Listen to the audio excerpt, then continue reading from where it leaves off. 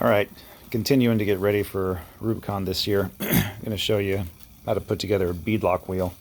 It's pretty straightforward. Got some tire lube there. That's just Dawn dish soap and water.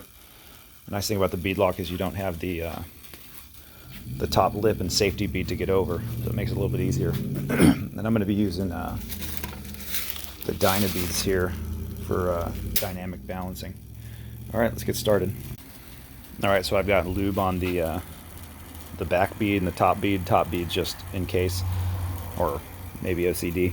But all you're going to do here, it's pretty straightforward, is you're just going to get it started, and as it pulls around the lip, you just lean on it. So you don't need a tire brake for this or a hydraulic press. You just do it with your body weight. What makes it easy is the lubrication.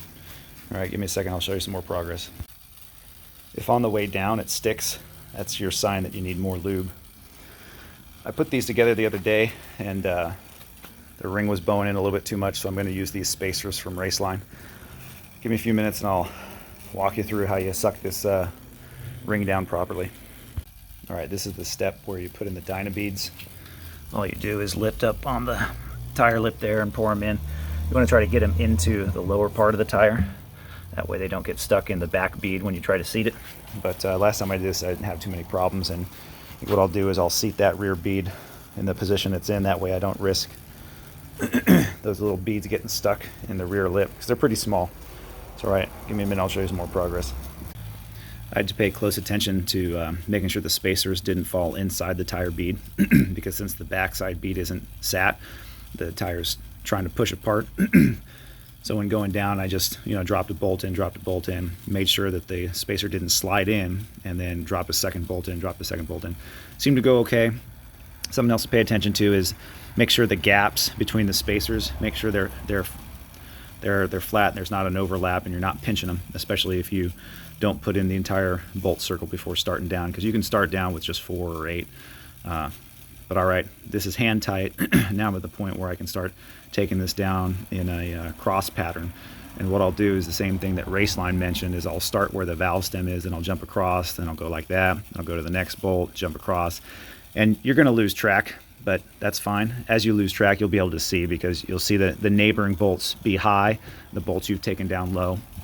These are supposed to go to 16 or 18 foot-pounds.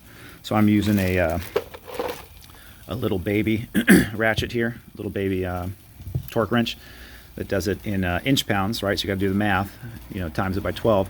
But I like to go down in 3 steps. That way I'm seeing it come down. So I'm going to start at about 80 foot-pounds. I'm going to go up about 150 foot-pounds. Then I'm going to go to 200 foot-pounds.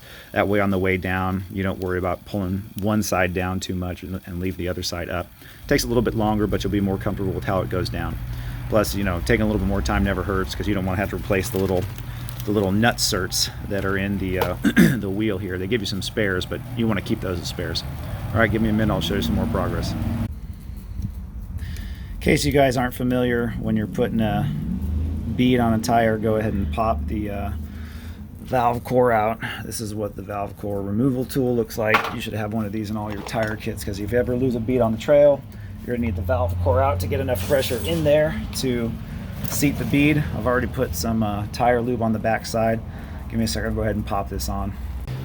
All right, and if you've followed the directions, drank coffee and or beer, you should be at the final step where they all hold air and appear to work. I'm gonna go move these over to the Forerunner where they belong, and be a bunch of jokers. Have a good weekend, enjoy your Father's Day, and we'll talk again soon. All right.